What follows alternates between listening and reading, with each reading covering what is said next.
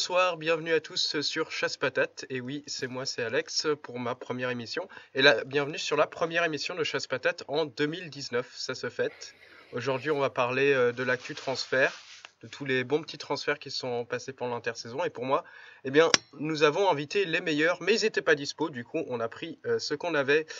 Bienvenue à Bertrand, alias Mania, notre journaliste. Eh ben, salut à tous et bonne année, j'en profite. Bienvenue à Mathieu également. Salut à tous, sympa l'accueil et bonne année. Et bienvenue au petit nouveau Raphaël. Salut à tous, bonne année. Donc comme d'habitude nous allons parler aujourd'hui des transferts qui sont passés pendant l'intersaison. Et comme on va parler d'intersaison, surtout il y a eu des changements au niveau des sponsors. Du coup, comme vous le savez peut-être, la BMC a disparu, a été remplacée par CCC, et qui devient du coup de nationalité polonaise. Le groupe Quickstep passe de Quickstep Floor à Deceuninck. Je ne sais pas si je l'ai prononcé correctement. La team Deceuninck, merci beaucoup. La team Lotto Jumbo a perdu Lotto et passe juste à Jumbo Visma, qui est un groupe de vacances néerlandais, je crois. Et norvégien. Norvégien, merci. On veut de la précision. Voilà, c'est ça. Merci beaucoup. Et du côté des autres World Tour, pas de changement si ce n'est du côté des maillots. Du coup, beaucoup de changements du côté des transferts. Alors, il y a eu des transferts qui étaient très bons, il y en a eu des moins bons. Et on va commencer justement par les bons transferts. Alors, je vais lancer à qui veut présenter son top 3 des meilleurs transferts, qui pense quelles équipes ont fait la bonne affaire. Bertrand. Alors, pour moi, une équipe qui a vraiment fait une excellente affaire, et je pense qu'elle en avait terriblement besoin, c'était Dimension Data avec Michael Valgren. Ensuite, j'ai mis pour la Française des Jeux Stéphane Kungs. Et enfin, parce que c'était, je pense, le transfert surprise de la saison dernière, en tout cas à ce niveau, Niki Terpstra pour la Direct Energy. Ah, très bien. Alors, mais donc chacun d'entre eux, enfin Kung, il est surtout parti avec un gros package rouleur du côté de la Groupama FDJ. Du coup. Je trouve que justement c'était assez cohérent avec la philosophie de Groupama FDJ d'avoir une bonne équipe en contre-la-montre, notamment avec les échéances en contre-la-montre par équipe. Ça me paraît très judicieux. Il a 25 ans, il paraît extrêmement prometteur. Il a déjà de très bons résultats. Je pense qu'ils étaient assez nombreux sur le dossier et j'étais assez surpris de le voir signer à la FDJ et plutôt agréablement surpris. D'autant qu'il vient renforcer la communauté suisse au sein de l'équipe qui est déjà présente avec Moribat, qui est déjà présente. Voilà, moi je trouve que c'est un excellent renfort. C'est peut-être pas le plus clinquant, mais je pense qu'il va être très utile à la FDJ la saison prochaine. Effectivement. Quelqu'un d'autre va ajouter peut-être sur les transferts de la Groupama FDJ? Ce qui est pas mal du côté de la FDJ, c'est que il se renforce globalement et ça montre que le groupe Thibaut Pinot dans l'ensemble se renforce avec aussi bien Kung, mais aussi Franchini qui vient aussi de la BMC. C'est un bon petit grimpeur qui a du potentiel, qui va remplacer, je pense, Morabito progressivement. Donc j'ai envie de dire le groupe Pinot se renforce et même Kung servira aussi pour le groupe classique flandrienne à côté d'Arnaud Desmar. Donc à ce niveau-là, c'est quand même un mercato quand même plutôt cohérent. Donc vraiment un bon point pour Marc Maillot, quoi. Effectivement. Raphaël, un mot sur la Groupama FDJ ou tu penses qu'on a fait le tour? Oh non, moi je pense que c'est bon. Enfin oui, c'est cohérent quoi par rapport à leurs objectifs. Kung il va être utile pour les contre-la-montre par équipe, surtout je pense sur le Tour de France. Et puis sur les étapes de plaine aussi, il peut aider. Et puis oui, pour les classiques flandriennes, effectivement, ça fait un renfort dans le groupe, un coureur qui est...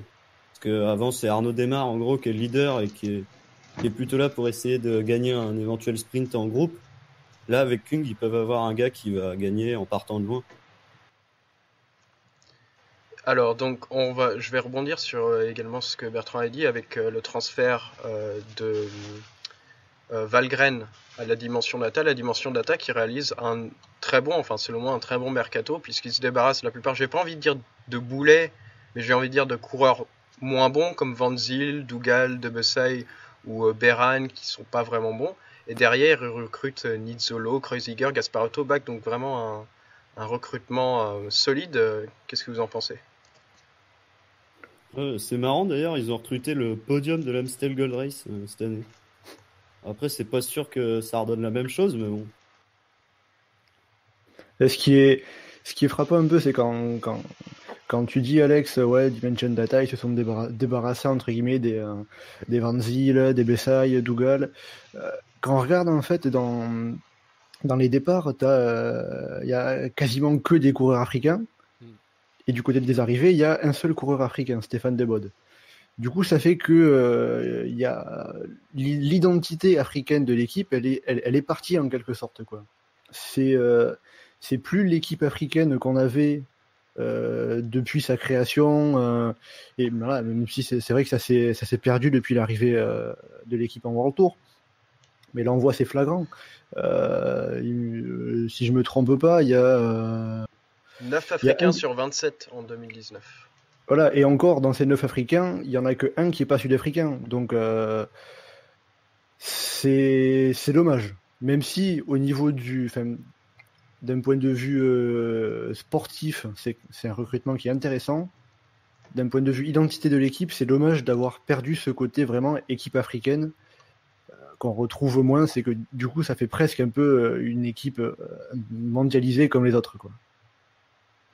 Mais après, justement, est-ce qu'une équipe comme la Dimension Data qui promeut le cyclisme en Afrique ne veut pas sacrifier une année de leur côté équipe africaine pour avoir plus de visibilité en remportant plus de courses et permettant un recrutement plus large en Afrique les années prochaines? Parce que Dimension Data pour QBK, qui est leur équipe réserve, a quand même un réservoir d'Africains assez conséquent.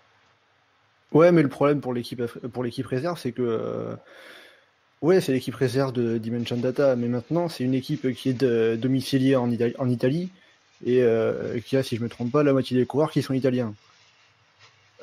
Donc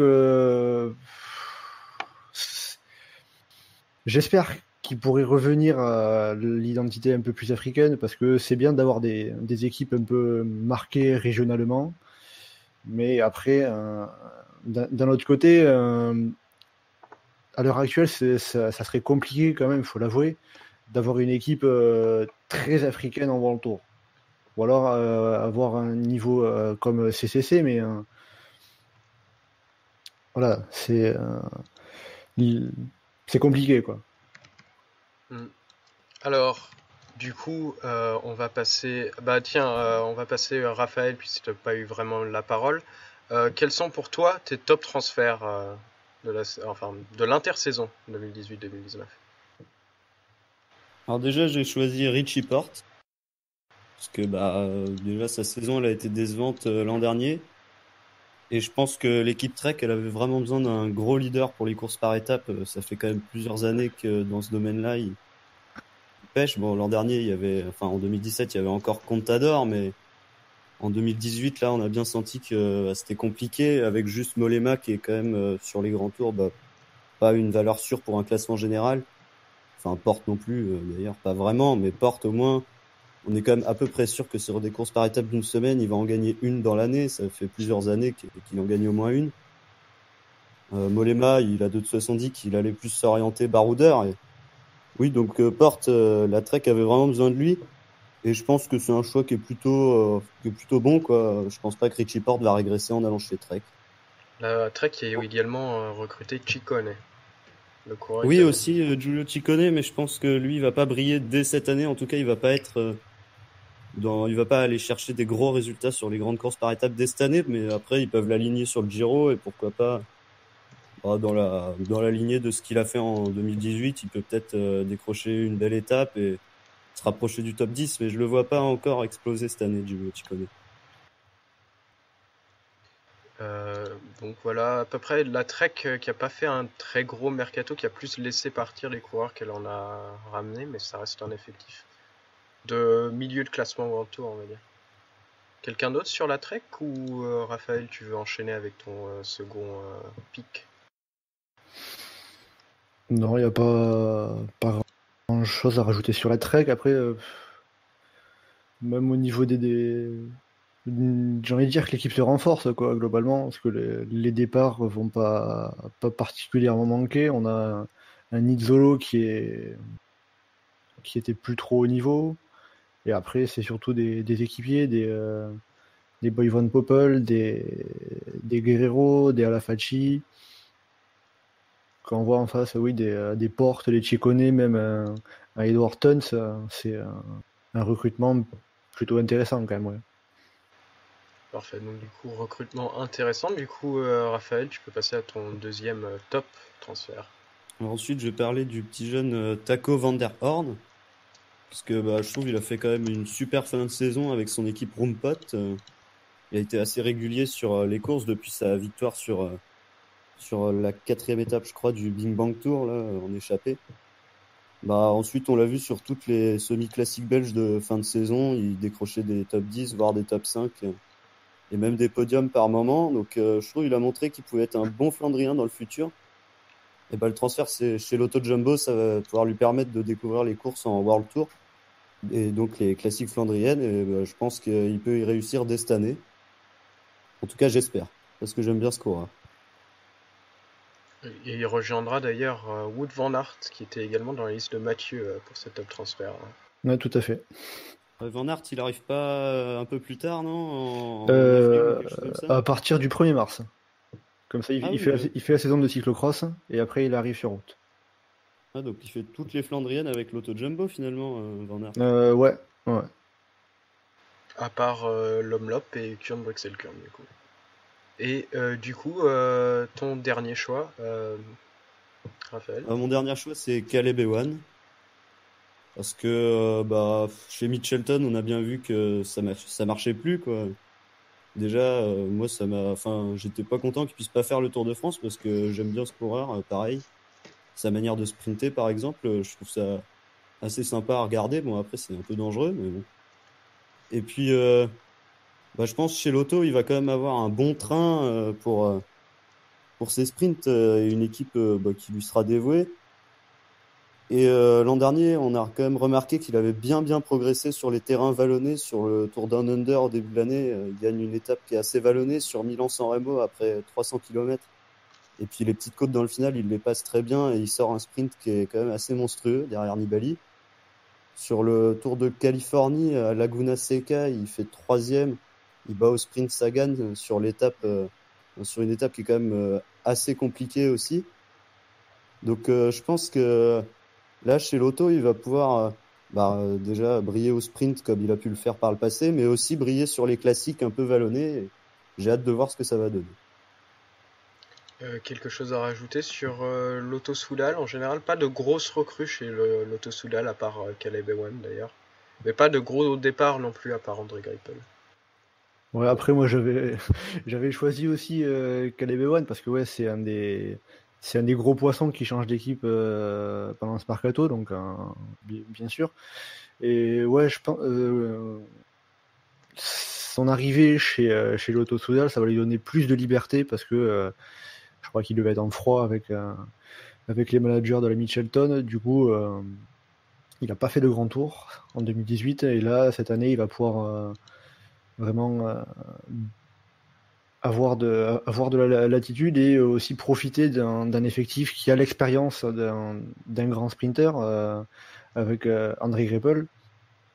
Et pour le coup, j'ai envie de dire, c'est tout bénef aussi bien pour Ewan qui garde, qui va retrouver de la liberté un peu, que pour l'Auto Soudal qui va garder un sprinter de très grand niveau et même un plus jeune en plus. Donc, un bon transfert pour les deux parties, quoi. Ouais. Ah du coup, je suis un peu déçu pour toi, puisque on a parlé de Caleb Ewan à l'instant, on a parlé vite fait de Wout van Aert. Du coup, il te reste un seul top, Mathieu. Quel est donc ton troisième homme? Ah, ça fait la transition. Eh oui. Ouais, je vais quand même peut-être parler un petit peu encore de Wout van Van Aert, Aert. ouais, Allons-y. puisque Raphaël l'a juste évoqué.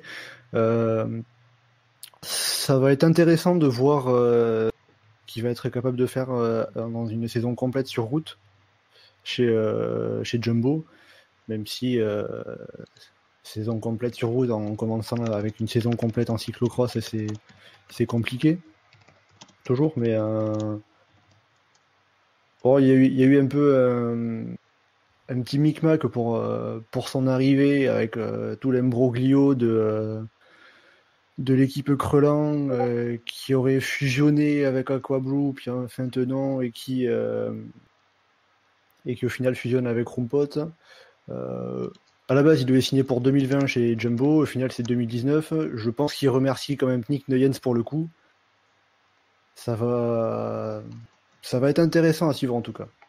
Ah, c'est sûr qu'avec le feuilleton Wout van Aert et le feuilleton Ivan Sosa, on a été assez gâtés de ce côté-là cette saison. Enfin, à l'intersaison en tout cas. Pas mal de Ah, rebondissements. il y a eu du grabuge dans l'extra-sportif, quoi. Voilà, donc du coup, pour enfin, pardon, pour Jumbo Visma, et non plus l'auto Jumbo, on a fait à peu près le tour. Du coup, ton troisième coureur est Cocorico. Pierre Roland.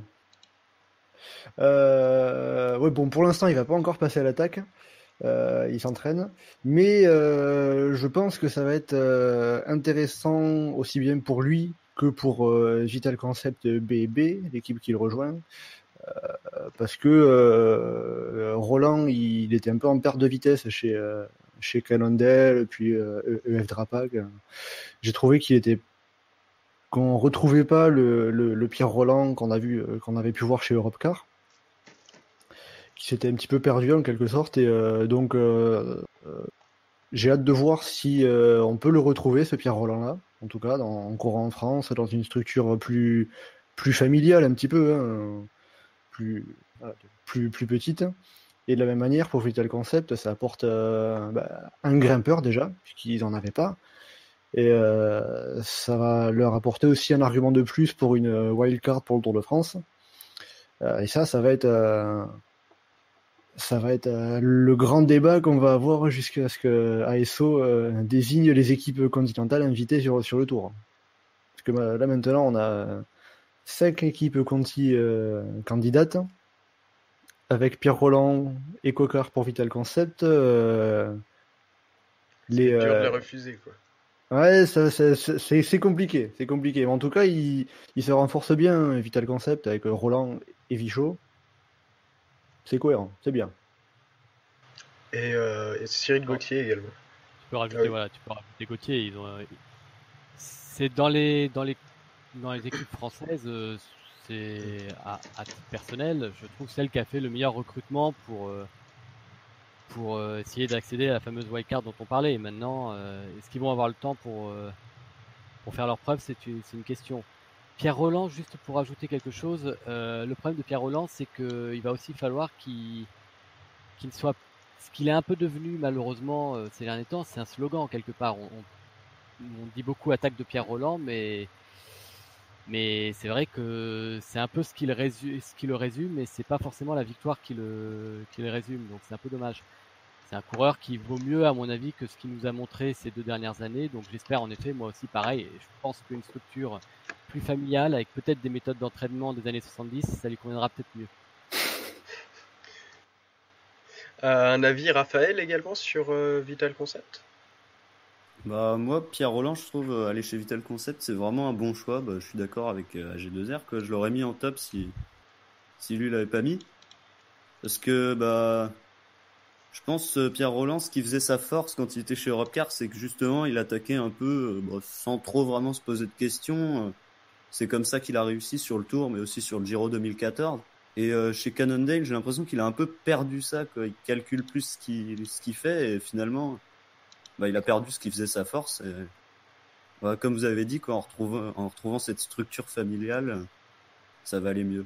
Il va pouvoir faire une nouvelle bonne saison. En tout cas, oui, j'espère, parce que c'est dommage d'avoir perdu ce coureur qui animait bien les courses en 2013, 2014, 2015. Tu disais tout à l'heure qu'il calcule plus ses coups. Moi, j'ai plutôt l'impression qu'il calcule pas grand-chose. Rappelle-toi la dernière Vuelta qu'il a fait, où il a attaqué en dépit du bon sens en première semaine, ce qui lui a peut-être coûté la victoire d'étape dans, je sais plus dans quelle étape c'était, mais où ils étaient plus que 3 pour la gagne et où il craque alors que normalement c'était le plus fort du groupe. Ouais, là, c'est vrai qu'il fait un peu n'importe quoi. Ouais. Et moi j'espère justement qu'il va plus calculer ses forces et pour nous ressortir des étapes comme il avait fait au Giro 2014 comme tu l'avais cité. C'est le Pierre Roland que je veux revoir moi. Ouais, mais justement, du Giro 2014, j'avais un peu cette impression d'improviser quand même. Par exemple, sur la première étape de montagne, là où il sort dans la descente de l'avant-dernier col, avant de rattraper Arredondo et tout, là, il se fait rattraper à 1 km de l'arrivée. Enfin, ce genre d'offensive, et des fois ça marchait, des fois ça marchait pas, mais au moins ça nous faisait vibrer un peu, quoi. Là, on n'y croit même plus quand il part, c'est dommage. Enfin, il y a toujours un gars, un supporter de Europcar de 2012-2013 qui y croit, hein. Moi, je vous le dis tout de suite. Aussi irréaliste que ça puisse paraître, il y a toujours quelqu'un qui y croit. Je suis peut-être cette personne. Moi, j'y crois, hein. Honnêtement, c'est un mec qui avait un talent fou. Il est pas si vieux que ça, donc honnêtement, je pense que le transfert, ça va lui faire du bien. Hein.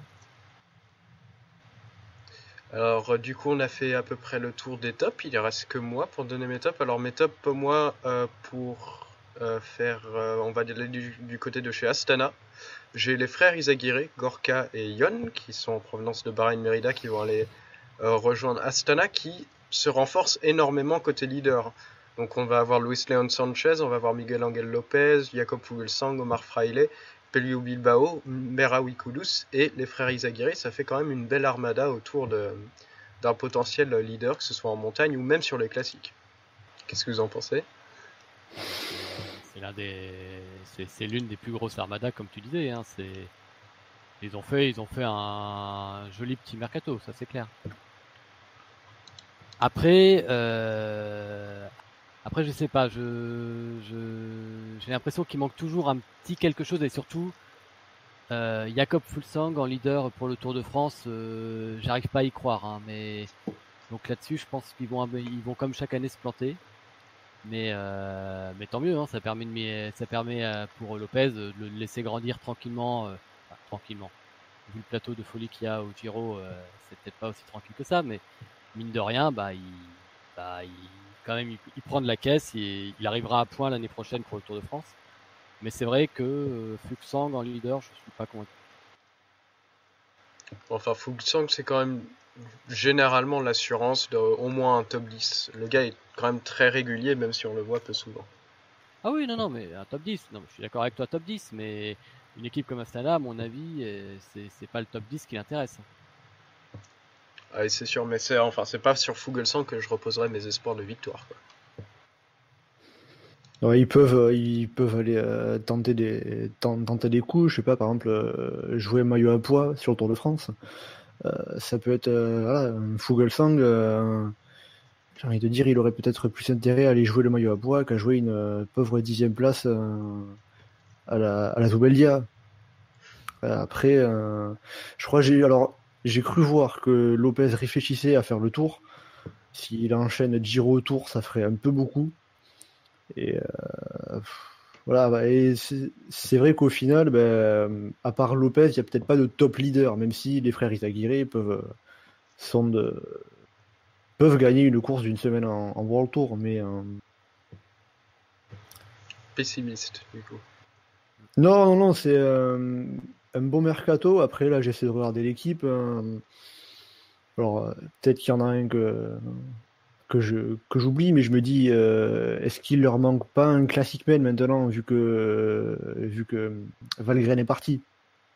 Bah, les frères Izagirre, en tant que soi, ils peuvent peut-être viser les classiques aussi, hein, parce que c'est pas des manches. Niveau Amstel Gold Race, un Yon Izagirre, ça peut faire mal quand même. Enfin, Oui. Bah, puis, Fuglsang, hein, il fait top 10 l'an dernier, non? Enfin, cette année. je sais Il est pas dans du le tout. bon groupe à la fin, Fuglsang, avec Valgren. J'ai complètement oublié, ça a commencé à dater. Du Et coup, sinon, les frères Izagirre, bah, pour le maillot à poids du Tour de France, les frères Izagirre, c'est pas mal, je pense. Parce qu'ils ont une belle petite pointe de vitesse pour tenter de sprinter au sommet des cols et bah, ils grimpent bien. Donc ça peut se tenter avec les frères Izaguirre, le maillot à poids, surtout qu'ils allaient déjà souvent dans les échappées les années d'avant. Donc pourquoi pas, effectivement. Plus avec les Izaguirre qu'avec Fulsang, je dirais. Alors, mon deuxième top, c'était... Alors, c'est sur une équipe, pour moi, qui a fait un mauvais mercato en général, mais je trouve que ce coureur-là, c'était quand même une relativement bonne pioche. C'est Rohan Dennis, le champion du monde du contre-la-montre, qui ira rejoindre Bahrain Merida, qui perd quand même beaucoup de monde, Bahrain Merida, mais je trouve qu'un pur rouleur, ça manquait vraiment à cette équipe, parce qu'en regardant l'effectif, je vois ni dans les départs, ni dans les arrivées, à part justement les frères Izaguirre, mais qui sont pas vraiment des purs rouleurs, il manquait un pur rouleur, et Rohan Dennis vient boucher le trou. Raphaël, peut-être un mot sur Bahrain Merida en général? Sur Bahrain Merida, bah, c'est vrai que justement, bah, ils perdent les frères Izaguirre, ils perdent pas mal de monde.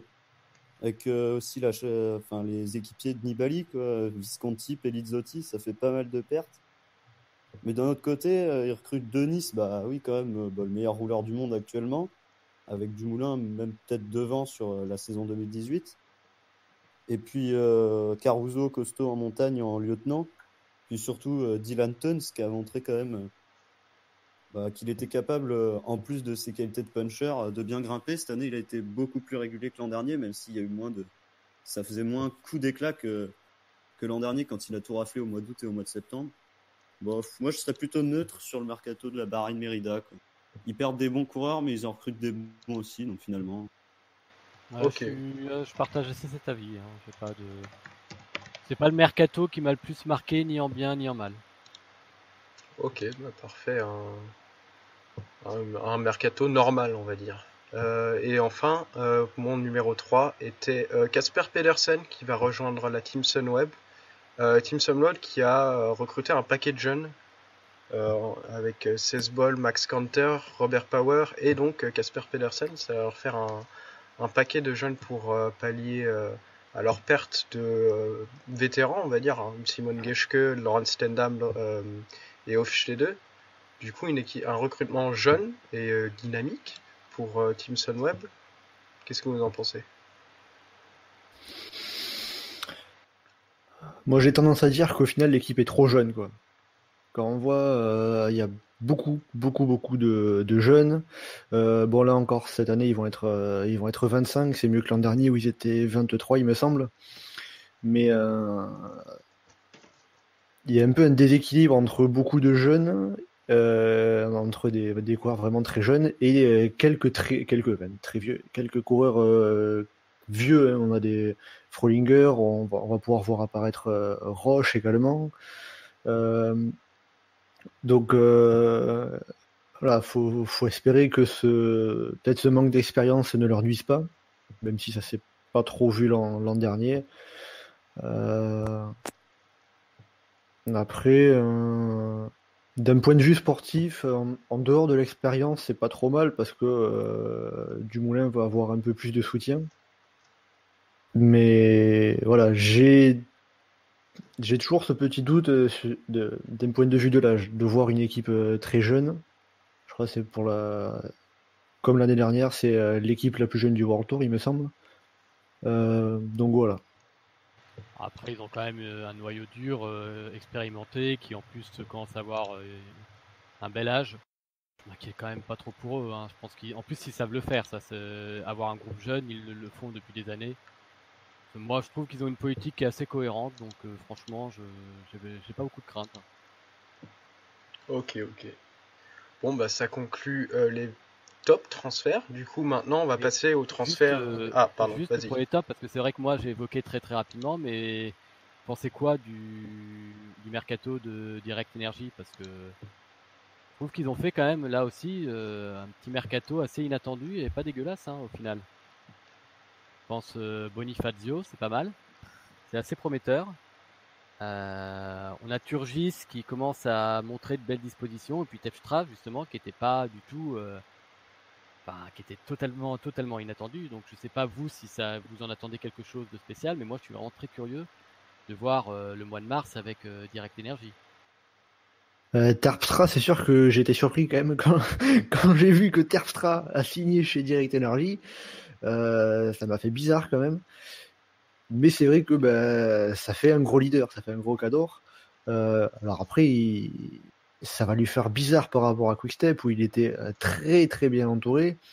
Où là, sur les Flandriennes, à part Adrien Petit, il n'y aura pas grand monde. Damien Gaudin, quand même. Et Damien Gaudin, s'il est bien. Mais Enfin, ça vaut pas la Quick Step, hein, j'ai envie de te dire. en même temps, bon, on peut pas comparer. La Quick-Step, c'est la meilleure équipe en termes de qualité sur tous les coureurs. C'est une des meilleures équipes sur les pavés, donc c'est compliqué de comparer. Mais c'est vrai que du coup, maintenant, il va être leader unique. On va voir s'il arrive à toujours aussi bien se débrouiller, quoi. Déjà, et puis après, oui, Bonifacio, on va voir s'il arrive à passer la vitesse supérieure. Et puis un coureur comme Mathieu Burgodeau, alors pas pour cette année, mais pour les années à venir, c'est un très bon espoir. Et donc, c'est un pur produit de Vendée et ça, c'est une signature logique, mais très intéressant également. Alors, Raphaël, du coup, parce que toi, j'ai vu que tu avais justement mis Niki Terpstra dans tes transferts flop. Alors, pourquoi est-ce que tu penses d'ailleurs, d'une part, que Terpstra est un transfert flop, et d'autre part, que penses-tu en général du mercato de Direct Energy? Bah, Terpstra, je le mets plutôt en flop pour lui plus que pour la Direct Energy. Pour la Direct Energy, évidemment qu'il va apporter un Flandrien de cette qualité-là. Ça peut qu'apporter à une équipe comme Direct Energy. Mais je pense que Terpstra, il pourra pas refaire une saison comme il a refait cette année. Alors certes, sur les Flandriennes, on a vu, même si la Quick Step était très forte, je pense qu'il était sur chaque Flandrienne le plus fort avec Sagan. Mais bon, que Gilbert, Stibar ou encore Lampart, à chaque fois, ils sont là pour contrôler les autres dès qu'ils partent et pour empêcher aussi les groupes de bien s'entendre. Ça l'a bien aidé, je pense. Et là, chez Direct Energy, ce sera plus compliqué, d'autant plus que là, cette fois, des fois, ça va être lui qui va devoir courir après les quick steps. Donc, je pense pour les Flandriennes, il y perd pas mal. Par contre, peut-être pour le Tour de France, ce qui peut être intéressant, c'est de le voir prendre les échappées en pleine. Ça, c'est plutôt cool d'avoir un mec comme ça, quoi, aussi fort sur les Flandriennes, qui va potentiellement être un baroudeur sur le Tour. Ça peut peut-être nous animer un peu les étapes de plaine, même si bon, j'ai bien peur que les étapes de plaine encore cette année, elles soient encore aussi ennuyeuses que les années d'avant. Et plus globalement sur Direct Energy, si, c'est bien quand même, quoi. Que Terpstra pour les Flandriennes, ça va leur apporter beaucoup, évidemment, comme j'ai dit. Et puis Bonifacio, je sais pas trop quoi en penser. Disons que là, en l'état, je pense que par rapport à l'effectif qu'ils ont, du coup, c'est leur meilleur sprinter. Enfin, il est meilleur que Bouda, selon moi. Mais après, bon, ça fait quand même quelques années que, même s'il a régulièrement des placettes sur le Giro, c'est pas non plus fou, quoi, Bonifacio. Et puis, les autres, c'est pas mal, mais pas exceptionnel non plus, quoi. Ok. Bon, du coup, transition, t'as évoqué ton premier flop. Du coup, maintenant, on va parler de transferts qui, justement, vous ont pas convaincu ou vous n'êtes pas serein sur le fait qu'il puisse y avoir des dividendes pour les équipes derrière. Alors, du coup, tu as évoqué Niki Terpstra pour l'équipe Direct Energy. Quels sont tes deux autres coureurs, du coup, pour des flops? Sinon, j'ai mis Dylan Teuns pour la Bahreïn Merida, parce que moi, je trouve ça déjà dommage qu'il ait quitté les autres de CCC BMC. Alors, surtout parce que la nouvelle équipe CCC, il y a quand même une forte identité belge, et c'est dommage qu'il aille dans une équipe comme Bahreïn Merida où il n'y a pas d'identité belge. Enfin, est-ce qu'il y a vraiment une identité, de toute façon? Voilà. Et je sais pas, ça va pas. Je pense pas qu'il progresse spécialement dans cette équipe-là. Après, on a vu quand même que depuis 2 ans, il progresse bien, donc je pense qu'il va continuer. Il va continuer à faire des résultats et à être de plus en plus régulier sur la saison, à faire peut-être une belle campagne ardennaise, parce qu'en 2018, il m'a sacrément déçu. Je pensais notamment sur la Flèche Wallonne, je pensais qu'il allait faire beaucoup mieux, mais bon, peut-être qu'en 2019, il fera mieux. Et ouais, mais non, moi ça me convainc pas ce transfert chez Bahreïn Merida. Ok, quelqu'un d'autre a un avis sur l'avenue de Dylan Tubbs? Sincèrement, non. Très bien. Mathieu? Ouais, c'est compliqué de se faire un avis. Après, je pense que Dylan Tuns, il a négocié son contrat chez Bahreïn quand BMC n'était pas encore reprise, donc il pouvait pas s'imaginer qu'il y aurait une identité belge. Maintenant, après, dans son secteur, ouais, il sera peut-être en concurrence ou pas, ou aidé avec il sera avec un Matej Mohoric, mais, ouais, un Sonny C'est pas Colbrelli, donc vraiment le même ouais. profil quand même, non?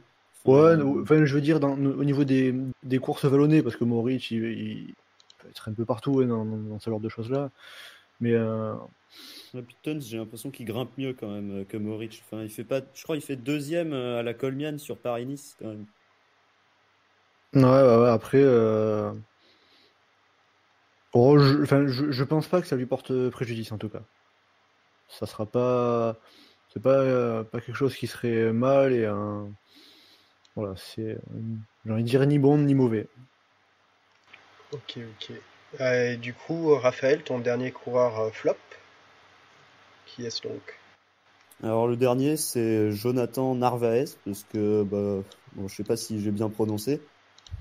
Euh, bah, disons que je suis pas très content de le voir partir chez Sky, quoi. Chez Sky, il va juste larbiner et c'est dommage parce que c'est un jeune qui avait du potentiel. On a vu chez Quick-Step, surtout sur des courses en début de saison. Enfin, moi, je l'ai pas énormément vu courir, mais je me souviens quand j'avais regardé, par exemple, la classique Sud-Ardèche et la Drôme classique, il était plutôt costaud. Donc c'était un coureur intéressant et je pense que chez Quick-Step, justement, on l'aurait laissé tranquillement exprimer la plénitude de son potentiel, alors que chez Sky, là, clairement, au milieu de cet effectif qui est absolument monstrueux par rapport à lui, il va très vite se retrouver à travailler pour des leaders et c'est dommage qu'il aille chez Sky. Après, oui, c'est vrai que Quick-Step, ils avaient des problèmes et ils ont été un peu obligés de le laisser partir, j'ai l'impression. Effectivement, alors chez la Sky, on a également Ivan Ramiro Sosa qui a été recruté, qui a été l'un des principaux focus de l'intersaison à cause du feuilleton qu'il a généré. Et donc du coup, Mathieu, tu l'as mis dans ses flops. Alors explique-nous pourquoi tu as mis... il me semble que tu as mis l'affaire en général dans les flops. Alors vas-y. Ouais, j'ai mis Ivan Sosa dans les flops au niveau de ce transfert. C'est pas tant pour Sky que pour Sosa en lui-même d'un point de vue sportif, parce qu'on a bien vu avec Bernal l'an dernier, qui lui aussi est passé d'Androni à Sky, que ça s'est très bien passé.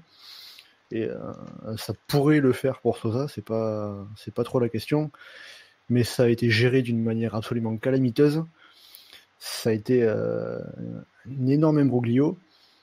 Parce qu'en fait, en gros, Ivan Sosa avait un contrat de 4 ans chez Androni, donc sa première saison c'était en 2017. Et dans son contrat, il avait la possibilité de rejoindre une équipe World Tour au bout de 2 ans, mais il fallait que l'offre ait été présentée à Gianni Savio, le manager, avant le 30 juin 2018. C'est ce que Trek a fait. Trek Segafredo s'était positionné, avait contacté Sosa. Il s'était mis d'accord avec Gianni Savio, tout pas de problème, les papiers avaient été signés, etc. Et puis, en septembre, donc au-delà de la deadline, Sosa il dit tout d'un coup j'ai plus envie, tout d'un coup il disparaît, et puis en fait il se retrouve à partir chez Sky, parce que je suppose Sky doit le payer davantage, et ça, j'ai envie de dire, c'est ses affaires, mais là, après, il s'est retrouvé dans un bordel monstrueux, à être à cheval entre deux équipes. Il devait être chez Trek, qui avait payé Androni, mais du coup, il voulait plus. Enfin, au final, il va chez Sky, mais j'ai envie de dire, il est pas bien entouré, ce garçon. Pour en arriver à ce point-là, c'est il y a quand même un problème. C'est terrible. D'ailleurs, la Sky qui disparaîtra à la fin de cette année ou de l'année prochaine. Enfin, le sponsor. Oui, le sponsor. Sky, voilà, sponsor Sky qui ne renouvellera pas le partenariat. Du coup, quelqu'un d'autre sur l'affaire Sosa ou T'as eu un petit embrigliolo. Broglie. J'y arrive pas, mais c'est pas grave. Vous avez compris, avec un petit peu similaire avec Van Aert. Écoute, j'ai envie de te dire que c'est un peu malheureux, hein. C'est pas ce qu'on aime forcément voir, mais ça se fait beaucoup dans d'autres sports, donc il n'y avait pas forcément de raison que ça se fasse pas dans le vélo, hein. Après, c'est à l'UCI aussi peut-être de légiférer de façon à ce qu'on évite ce genre de problème, hein. Raphaël, un avis également? Je connais pas trop Sosa, je connais pas trop ce coureur, quoi. Le problème, c'est que j'ai commencé à le suivre vraiment qu'il y a 6 mois. Donc si ça se trouve aussi, il vit dans des endroits hyper pauvres. Enfin, peut-être qu'il a été vraiment attiré par l'argent. Alors après, oui, comme a dit Mathieu, son entourage l'a pas aidé. Je pense qu'il a pas bien entouré, effectivement, pour faire ce qu'il a fait avec Trek et Sky. Mais après, je pense pas qu'il va rater sa saison 2019. À mon avis, il va la réussir, mais c'est vrai que c'est pas top, quoi, la façon dont ça s'est fait. Après, on peut aussi s'interroger sur les méthodes de Sky, parce que Sky savait très très bien pertinemment qu'il avait signé un contrat, donc on sait qu'ils ont une stratégie au niveau des jeunes qui est un petit peu, notamment salariale, un petit peu exagérée, donc bon. Après, c'est risqué aussi ce qu'ils font. Mais je pense qu'on peut taper aussi sur Sky, hein. Ça fait un peu rapace, ouais.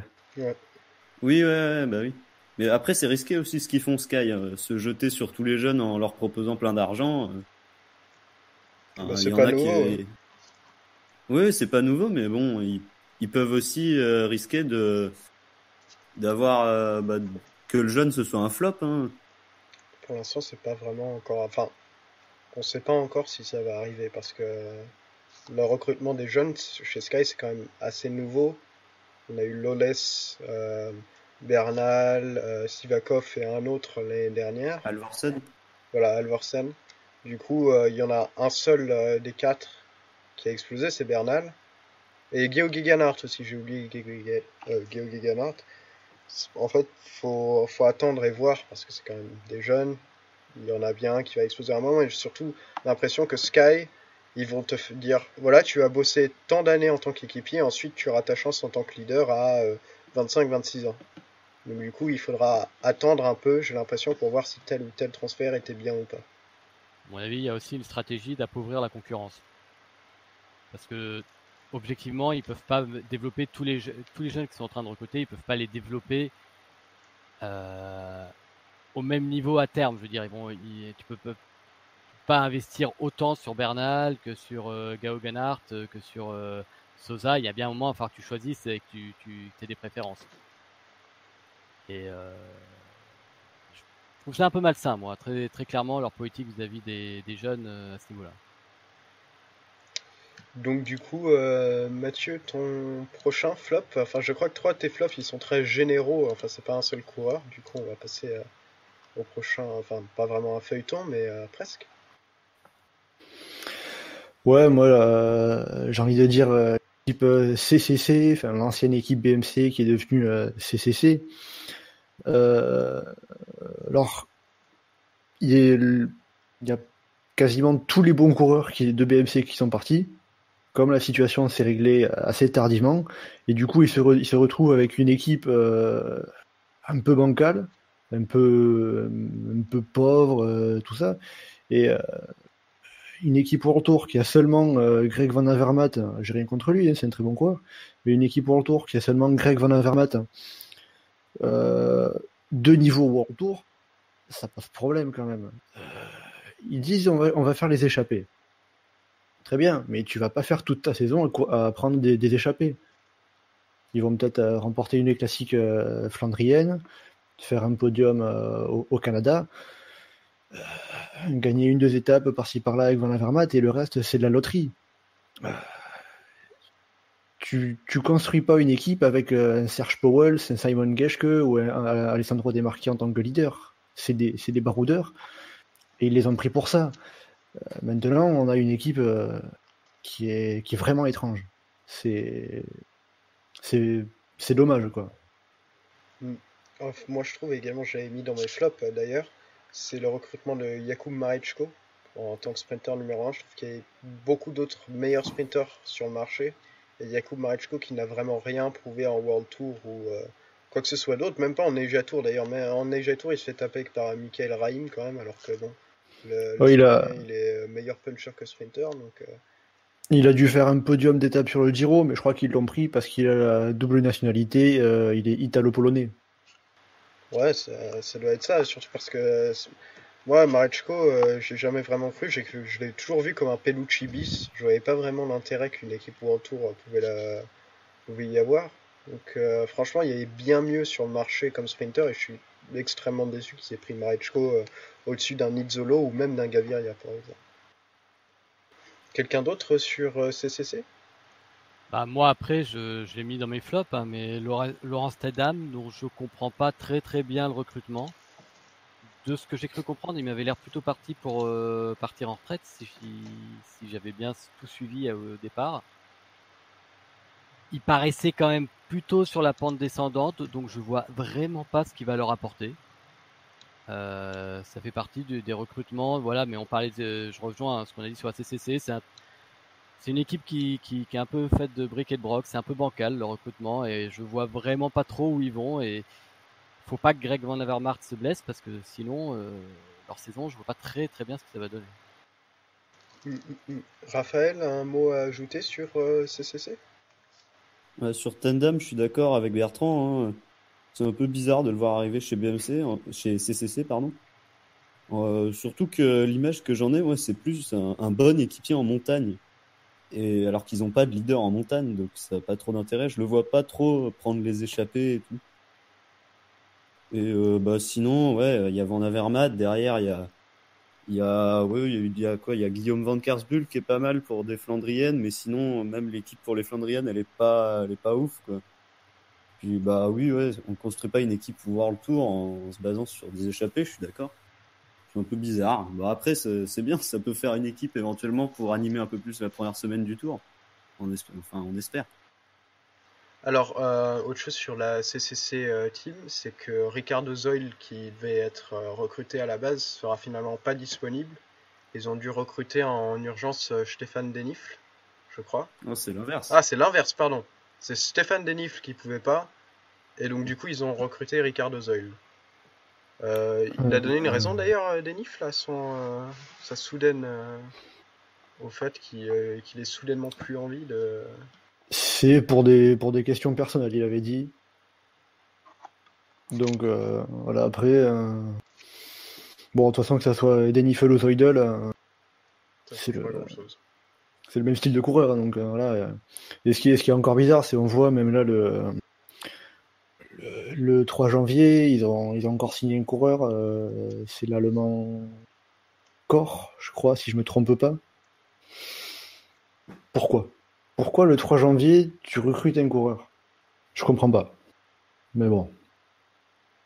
Bon, je pense qu'on a fait un peu le tour du côté de la CCC. Ton dernier flop, du coup, Mathieu?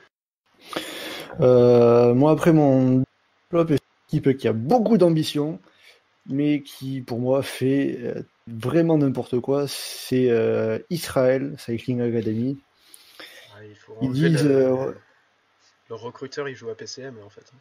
Ah ouais, non, mais c'est n'importe quoi. Ils disent, ouais, tous les grands tours, on est l'équipe qui a le plus d'abonnés sur Facebook. Alors déjà, ça, on s'en fout. Mais là, ils ont 30 coureurs. Bon, en soi, c'est pas dérangeant, ça va leur permettre de faire plein de courses.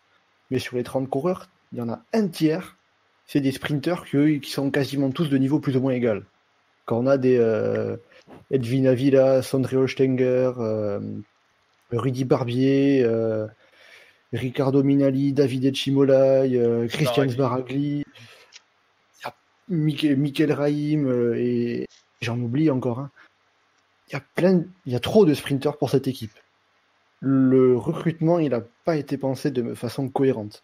Alors, la seule logique que je vois, c'est d'amasser le maximum de points pour en 2020 pour en fin de saison être dans les 2 meilleures équipes continentales et pouvoir être sur les grands tours en 2020. C'est pas gagné. Hein. Enfin, même comme ça, les points, je sais pas où tu les trouves en fait. Ouais, ils en sont loin quand même. Hein, parce que Bah, les Parce plus que- gros points, c'est sur les top 10 de course World Tour, quoi. Enfin, top 15, top 20. Après, ils vont pas participer à énormément de courses World Tour, mais c'est vrai qu'il aurait fallu avoir 2-3 vrais leaders pour décrocher des points comme ça. Autre que Ben Hermans, qui va rapporter quelques points, mais à part ça, enfin, aucun coureur pour faire des top 10 sur des classiques, par exemple. Mais même un pas truc de comme ça, leader que grand des- tour. Hein. Ben Hermans, je trouve pas que ce soit vraiment un leader grand tour. bah, il s'y Non, pas grand essaye. tour, mais course d'une semaine, enfin, course par étape, quoi. Ouais, et même là, il va terminer à perpète. Hein. Bon, une place dans les 10 premiers, c'est pas non plus. C'est possible hein, avec Ben Hermans. Ouais, mais enfin, sur le tour du Pologne, quoi. Ce sera pas sur le critérium du Dauphiné, par exemple. Ah non, mais c'est déjà pas mal. C'est mieux que rien. Raphaël, un mot sur la Israel Cycling Academy et son recrutement original. Bah non, moi j'aime pas du tout quoi. En plus, parmi les sprinters qui recrutent, il y en a, c'est vraiment des paris quoi. Sondre Stenger. Autant en 2016, là, quand il faisait un bon tour avec Yam Cycling, je disais que ça va être un vraiment bon sprinter après, mais Il était déjà là l'année depuis, dernière. Hein. Enger. Pardon? Il était déjà là l'année dernière, Enger, à Israël. C'est pas une recrue. Ah, Ouais, ah oui, ça effectivement. montre le niveau de transparence du gars quand même. Hein. Le mec, Ah, on croit que c'est une recrue parce qu'on l'a jamais vu sur Israël l'année dernière. Mais du coup, ça a recruté de partout. Alors, du coup, il nous reste. Moi, je vais faire la ouais, transition. J'en profite. Hein. Je fais la transition parce que moi, j'ai mis David Etchemolai en flop parce que, bah, pour les raisons que vous avez un peu tous dit, c'est-à-dire que Israël Cycling Academy, what the fuck, on sait absolument pas où ils vont, c'est bordélique à souhait. Et comme vous dites, il n'y a aucun véritable coureur qui se dégage ou qui s'impose, quoi. Très clairement, Ben Hermans, je l'aime bien, mais voilà, quoi. C'est quand même loin d'être une star incontournable. Et j'ai mis Davide Chemolai parce que je trouve qu'il valait mieux que ça, quoi. C'est un coureur qui a disparu cette saison, mystérieusement. Il avait fait une bonne saison l'année précédente et cette année, vers mi-saison, on l'a plus trop vu et on l'a revu au championnat d'Europe où c'était l'un des plus forts. Et à ce moment-là, je me suis dit, ok, il va pas rester chez FDJ, mais il va quand même trouver vu le niveau qu'il nous montre, il va trouver quelque chose de pas mal, quoi. Et non, il atterrit à Israel Cycling Academy et je vois très honnêtement pas ce qu'il va foutre là. Donc un peu déçu et je pense que c'était pas forcément un bon choix de carrière, mais est-ce qu'il a eu le choix, ça c'est autre chose. Ok. Quelqu'un d'autre sur David Etchemolai ou vous pensez que du côté du Israël, on a un peu fait le tour? Eh bah parfait, le silence c'est la meilleure des réponses. Du coup, Mania, ton troisième et dernier flop. Alors, mon troisième et dernier flop, c'est le transfuge un petit peu imprévu qu'on n'attendait pas, Fernando Gaviria qui passe à l'UAE. Pourquoi pour moi c'est un flop? C'est que qu'est-ce qu'il va foutre là-bas en fait? Il avait tout pour réussir à la Quick Step, mais vraiment tout, dans une équipe qui cartonne, qui maîtrise les sprints, et il va aller dans une équipe où il y a déjà un sprinter de classe mondiale, lequel semblait pas vraiment au courant. Je suis pas sûr que la cohabitation va être très forte. Le train de l'équipe m'a pas marqué l'année précédente comme étant très efficace. À part l'argent, je ne vois pas de raison sportive d'être allé là-bas. Donc je pense que c'est pour moi, je pronostique un flop annoncé, c'est-à-dire que je pense qu'il va faire moins bien que cette année. Je peux me planter. Il peut faire une Sagan aussi, être assez indépendant et se démerder tout seul. Mais même avec Christophe, je pense que ça va foutre le bordel et que ça va pas être bon pour l'ambiance et que ça va se marcher sur les pieds, notamment sur le tour. Enfin voilà, je vois pas ce qui est parti foutre là-bas en fait. Si je me trompe pas, si Gaviria il a quitté Quick-Step, et c'est aussi pour ça qu'on s'y attendait pas, c'est parce que Lefebvre il avait il avait plus de budget pour tous ses coureurs, donc il a dû dire à Gaviria, ben, j'ai plus d'argent pour toi, trouve-toi une autre équipe. Il a dû faire un choix. Ouais. Voilà. Si il me semble que c'est pour ça qu'il est parti, parce que sinon il avait aucune raison de quitter Quick-Step, en effet. Et de la même manière, partir chez UAE, c'est un Pour choix moi, étonnant quand même. si je me rappelle, c'est surtout qu'il n'avait pas les moyens de s'aligner sur la proposition de l'équipe de l'UAE. Bah, il était sous contrat. D'ailleurs, là, je suis sur l'équipe en même temps. C'est plus ça le problème, c'est qu'a priori, il n'a pas pu suivre la concurrence. Donc en soi, c'est juste que le coureur a été gourmand. Ça peut se comprendre, hein, encore une fois, ça peut se comprendre, mais sportivement, je pense qu'il y perd. Oui, mais il me semblait qu'il était sous contrat et qu'il avait dû le faire partir. Ouais, non, ça rend la chose d'autant plus étonnante. La UAE qui a fait un recrutement d'ailleurs assez bordélique également. Ils ont pris Tom Bolli, qui nuit un peu à l'identité italienne de l'équipe, puisqu'il il parle français, donc il est roman. Et Sergio Henao également, les frères Olivieri d'Axiom. Je crois que je n'ai oublié personne, enfin j'espère. Bah, il y a le jeune là, Pogacar, le vainqueur du Tour de l'Avenir aussi, ils l'ont pris. Je connais pas lui. Donc, ils ont pris pas mal de bons petits jeunes, hein. Pogacar, les jumeaux Oliveira, Jasper Philipsen aussi, mais j'ai l'impression que ce qui leur manque encore, c'est l'échelon intermédiaire entre les équipiers classiques et les leaders. Voilà, il n'y a pas, exemple un peu couillon, mais il n'y a pas l'équivalent d'un Vuillermo chez H2R. Après, c'est une équipe aussi où j'ai l'impression qu'ils ont beaucoup de mal à se mettre au niveau qui est censé être le leur. Hein. J'ai plutôt l'impression qu'on enchaîne des déceptions, plutôt alors que c'était Haru, on va pas en parler. Christophe, c'est quand même loin de ce qu'il a pu montrer précédemment. Rui Costa également.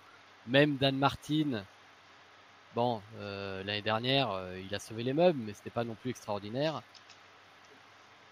Ouais, c'est pas. Je pense qu'il leur manque aussi, il leur manque simplement aussi d'être au niveau qu'ils devraient avoir normalement, quoi. Un Roux, c'est pas normal qu'il ait fait la saison qu'il ait fait l'année dernière. Ouais, aussi, ouais.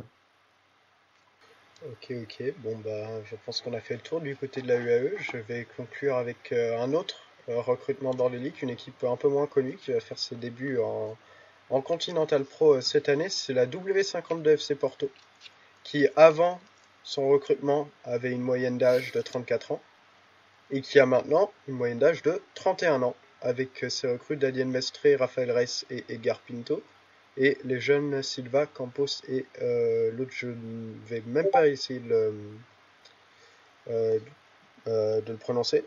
Je voulais juste l'insérer parce que sa moyenne d'âge me fait absolument marrer. Et c'est une équipe qui sera en contention pour une wildcard sur la Vuelta avec des mecs qui ont 35, 36, 37, voire 38 ans. Donc voilà, si quelqu'un veut rebondir dessus, moi je l'ai juste mis parce que ça m'a fait extrêmement drôle de voir une équipe qui aura presque 31 ans de moyenne d'âge en Continental Pro et qui a plusieurs casseroles et affaires derrière elle. Ouais, moi ce qui me fait marrer, c'est. Je comprends pas pourquoi il passe à un niveau Continental Pro. J'ai l'impression que c'est un peu comme Funvi qu'il y a 3-4 ans, là, l'équipe brésilienne qui était montée en Conti Pro et qui avait rien fait. Ils ont disparu depuis d'ailleurs. Ouais, ils sont passés de nouveau division 1 brésilienne, donc ils sont bien éclatés. Ouais, il n'y a plus rien au Brésil. Mais c'est un W52 FC Porto. À part pour avoir un peu plus de domination sur à part pour que le FC Porto ait un peu plus de domination sur le Sporting Portugal, je vois pas trop. Surtout que ouais, avec les casseroles qu'ils ont, c'est pas une équipe qui inspire confiance, quoi. Quelqu'un d'autre pour la Porto ou personne ne suit vraiment le cyclisme portugais en Ah. général? Alors moi, franchement, très honnêtement, je n'ai absolument rien à dire dessus, donc je laisse la parole à qui veut. Bon, eh bien, très bien. Du coup, cela conclut les flops. Alors, avant de passer à la conclusion, j'aimerais faire une petite parenthèse sur les équipes françaises en général. Donc, le mercato des équipes françaises. On a 2 équipes françaises en World Tour et 3 en Continental Pro, si je ne dis pas de bêtises. C'est ça. Du coup, je vais vous passer en revue leur mercato et je vais vous demander une petite note sur 10, comme vous voulez, avec commentaire ou pas sur leur mercato en général. Donc on va commencer par AG2R La Mondiale, qu'on n'a pas du tout mentionné durant ce mercato, plutôt parce que leur recrue n'envoie pas vraiment du rêve. On a Bouchard et Godon. Anninen, qui a fait 3e du championnat du monde espoir, si je ne me trompe pas, qui vient lui aussi d'un club amateur, et Larry Warbas, qui vient d'Aquablue, tout en laissant partir Backlants, Barbier, Gauthier et Montaguti. Alors, on va commencer par Mathieu. Ouais, c'est un recrutement qui est dans la continuité, quoi. C'est les départs sont pas ne vont pas forcément manquer, j'ai envie de dire. Rudy Barbier va passer à l'étape au-dessus. Backlund, ça va faire de la place pour des Nico Dens ou Benoît Cosnefroy. Cyril Gauthier, il sera très bien remplacé. Matteo Montaguti de la même manière. Après voilà, les arrivées, ouais, Jaakko Anninen peut être intéressant, même s'il arrivera qu'au 1er août. Et après, voilà, Geoffrey Bouchard, Dorian Godon, peut-être un petit peu pour les sprints, pour essayer de remplacer peut-être Samuel Dumoulin, et Larry Warbas pour le côté international. Dans la continuité. Voilà, c'est. Avec une note à la fin. Ouais, une petite note, allez, 7, parce que c'est pas exceptionnel, mais c'est pas mauvais non plus. Voilà. Ok. Bertrand, une note ou un Ah, avis, ou les Il deux. est très très dur entre guillemets de noter. Donc déjà de noter c'est dur à la base, mais alors là franchement noter, ils ont fait un mercato si tu veux comme c'était dit juste avant. Les départs c'est pas non plus les départs les plus ouf de la terre. En tout cas chez eux, parce qu'un Cyril Gauthier, moi je pense qu'il a été sous-exploité, mais et Montaguti était un peu sur la fin. Backlund, il a eu sa blessure si je dis pas de bêtises. Rudy Barbier il s'était un peu perdu. Bon, ça va pas, c'est pas des départs qui vont leur manquer en tout cas. Et j'ai pas trop idée de ce que va pouvoir donner les arrivées. Donc, si tu veux, moi je pense surtout ce qu'ils ont fait, c'est qu'ils ont une ossature. Ils ont un groupe qui est stable, avec des jeunes, avec des expérimentés, des équipés. Je trouve qu'ils ont un groupe très très homogène. Donc, je pense que leur but c'était justement de pas rompre cette homogénéité. Donc, j'ai donné la moyenne parce que voilà, j'ai pas de note à dire et je pense que c'était l'enjeu, le mercato, c'était pas un enjeu pour eux cette année. Donc, ouais, je leur donne 10 s'il faut donner une note. On part sur 10, hein. Ah, sur 10 non, bah, je donne 5, je donne la moyenne. Ok. Et Raphaël, du coup, je pense que tout le monde a déjà dit que le mercato était ni bon ni mauvais. Du coup, ton avis diffère-t-il? Ouais, c'est ça. C'est ça, oui, bah. Noté là quand il s'est pas rien passé, mais quasiment rien quoi. Enfin, il recrute Anninen qui est un jeune intéressant. En Bouchard, je connais pas trop. Godon, bref, normal quoi. Warbas intéressant pour prendre des échappées, aller chercher une ou deux victoires en baroudeur peut-être ou faire l'équipier.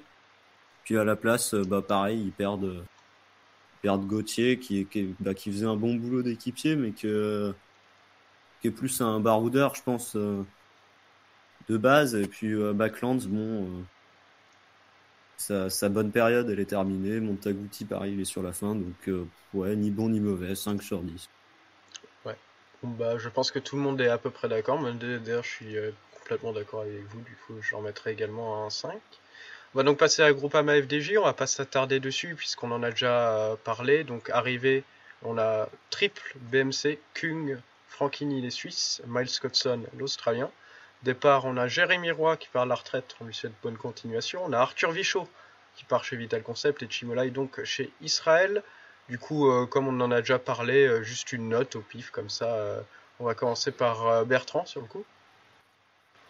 Ah, je pense que non, le recrutement est bon. Je pense que par contre, ils pourront pas remplacer l'apport qu'avait Jérémy Roy. Je pense notamment à l'intérieur du groupe et pour Thibaut Pinot. Ça très clairement, Thibaut Pinot, c'était Jérémy Roy et Reichenbach. Hein, c'était les deux lieutenants les plus proches. Je pense que son départ va être assez dur à gérer pour Pinot. Maintenant, Vichot, très clairement, c'était quand même en dents de scie. Et je pense que ça lui fera du bien d'aller dans une plus petite structure. Il arrivera peut-être plus à s'exprimer sur des courses un peu moins, notamment les Ardennaises. Je suis vraiment pas persuadé qu'il ait le niveau pour faire les Ardennaises aujourd'hui. Et Chimolai, c'est un gâchis, mais sinon les arrivées sont quand même des arrivées de qualité. Donc j'ai envie de dire, c'est plutôt un mercato. Pareil, ils n'ont pas trop chamboulé le groupe. Ils ont quand même fait une belle pioche avec Kunz, donc je mettrais 7. 7. Ok, ok. Raphaël, ta note pour l'équipe Groupama FDJ? Disons que Vichot, bon, il était quand même très irrégulier, donc je pense que c'est pas trop grave de l'avoir perdu. Ensuite, bon bah oui, Chimolai, c'est vrai que c'est un sacré gâchis quand même parce que bah, déjà pour emmener les sprints, il était vraiment top. Et puis bah par moment, il était même capable de décrocher quelques victoires, gagner quelques sprints. Je me souviens sur le Tour de Catalogne et Paris-Nice par exemple, il y a encore 2 ans, sur des courses World Tour en tout cas, oui, il était capable de gagner des sprints. Et puis bah, sur les championnats d'Europe où il était quand même dans un beau groupe quoi, après une belle course. Et oui, c'est vrai que la perte de Jérémy Roy, c'est une assez grosse perte. Enfin, pas forcément sportivement, mais oui, pour Thibaut Pinot, bah, ça va être très très dur de trouver quelqu'un qui a le même apport. Après, est-ce que ça va affecter les performances de Pinot? J'espère pas, mais j'en sais rien. En même temps, le recrutement est bon parce que Kung, il est encore jeune et d'ici 2-3 ans, ça peut peut-être devenir le meilleur rouleur du monde. Ou en tout cas, il est déjà dans les 4-5 meilleurs. Et pour les classiques flandriennes aussi, il va avoir un gros apport. Franchini, pareil, c'est un jeune prometteur et Scottson, bah, pas mal. Donc je mettrais 7. 7 comme Bertrand du coup. Et enfin Mathieu, ton avis sur la Groupama FDJ également? Bah, il se renforce bien au final avec Kung, Franchini et Scottson. Bon, petite interrogation sur Scottson, qu'est-ce qu'il peut donner sur le futur, mais bon, ouais, j'ai envie de dire, bon, je baisserai H2R à 6 et je mettrai Groupama FDJ à 8 parce que ça reste dans la continuité, mais ça améliore globalement l'effectif. Donc pour moi, c'est bien maîtrisé quand même.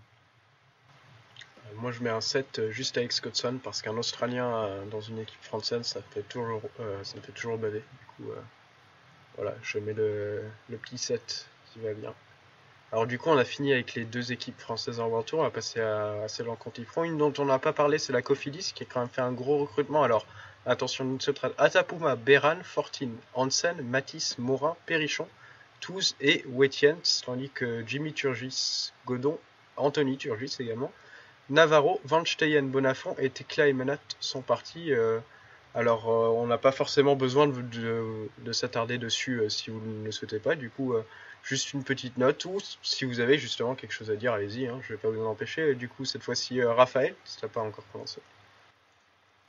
Bah ouais, c'est un bon recrutement, franchement. C'est plutôt pas mal. Bon, moi, ça m'a fait rire là, l'interview que Coxo il a mis là avec Jesper Hansen qui, je sais pas d'où ça vient, mais le truc du podium d'un grand tour, là, c'était assez marrant. Ouais, c'est Donc, le bah, magazine Sport Vélo qui dit qu'il peut faire un podium sur un grand tour. Là, c'est c'est un oui, peu. je pense pas que ce soit une interview de Jesper Hansen. Ça me paraît bizarre quand même. Non, non, c'est le journaliste qui a dit ça. À mon avis, il est très optimiste. Hein. Ah bah oui, ouais. Et victoire sur une course par étape World Tour, j'avais vu aussi. Oh Enfin là bon. là. Enfin bon, il va peut-être faire des top 10 sur des courses World Tour. Et je crois qu'il a fait top 10 sur le Tour de Catalogne cette année, donc bon, on va voir. Et puis, sinon, à Tapuma, quand même, pour les échapper pour le Tour de France, c'est top, quoi, pour décrocher des victoires en montagne. On va dire qu'il remplace Navarro, qui était quand même vachement en perte de vitesse, même s'il a fait un bon Dauphiné. Beran, je sais pas trop quoi en penser. Le reste, il y a Périchon quand même. Il y a Périchon et Touzé, pas mal. Waitens pour les sprints, c'est bien quoi. Enfin, il va apporter pour lancer Laporte et Bouhanni. Et les pertes, finalement, moi je trouve que non, les arrivées sont plus intéressantes que les départs, donc 8. Ok. Mathieu, sur Cofidis. Moi j'ai envie de dire que les départs sont plus ou moins compensés, mais au niveau des arrivées, Speranson, Pierre-Luc Périchon et Damien Touzé qui sont des arrivées intéressantes. Mais le reste, ça ressemble plus à des paris qu'autre chose. Quand on voit Fortine, Matisse, Waitens, soit ils n'ont pas prouvé grand-chose à ce niveau-là, soit ils sont pas dans le coup ces dernières années. Donc après voilà, comme je l'ai dit, Jesper Hansen, il peut faire des choses intéressantes. Ça va être une des premières fois qu'il pourra être leader sur des courses montagneuses, donc ça peut être intéressant, d'autant qu'il a déjà tapé un top 10 sur le Tour de Catalogne cette année. Damien Touzé, il sort de 2 belles saisons chez Saint-Michel Aubert, et j'ai bien envie de voir ce qu'il va faire chez Cofidis. Et après, Périchon, le bon petit gazier, le petit 4x4 qui manquait peut-être un petit peu à l'équipe. Hein. Un coureur costaud passe-partout. Moi je dirais un petit 7. 7, ok, parfait. Et donc, Mania, pour conclure sur Cofidis? Je partage à peu près tout ce que vient de dire Mathieu, c'est-à-dire que il y a des coureurs qui m'intéressent et les autres ça me ressemble à des paris. À Tapuma par exemple, pour moi c'est un pari parce que on a quand même pas, il m'a pas marqué sur ces 2 dernières saisons comme étant vraiment dans une spirale très positive. Nathanael Beran, pareil. Jasper Hansen, j'avoue que c'est le point d'interrogation. Les autres étrangers, je vais pas le cacher, je les connais moins bien. Et par contre, celui dont j'attends le plus, c'est Damien Touzé, parce que je lui vois un très gros potentiel. Donc là, je suis très curieux de voir ce qu'il va donner l'année prochaine, notamment sur les Flandriennes. Et ta note? Ah oui, et ma note. Oui, par rapport au départ,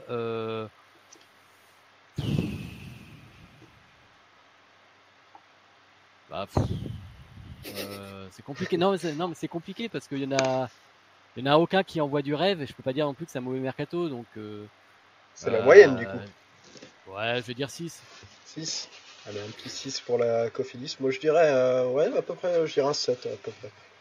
Du coup, pas grand chose à ajouter sur ce que vous avez dit, surtout que la plupart des coureurs je les connais pas vraiment. Du coup, on va passer sur une équipe que vous connaissez sans doute peut-être mieux que moi, sans doute mieux que moi, c'est la Delco Marseille-Provence, qui perd Di Gregorio, pas vraiment de son plein gré, qui perd Madrazo, Martinez, Mihailov, Rodriguez et Smukulis, et qui recrute Rocha, Schmidt, Fedeli, Grossou et Navardouchkas.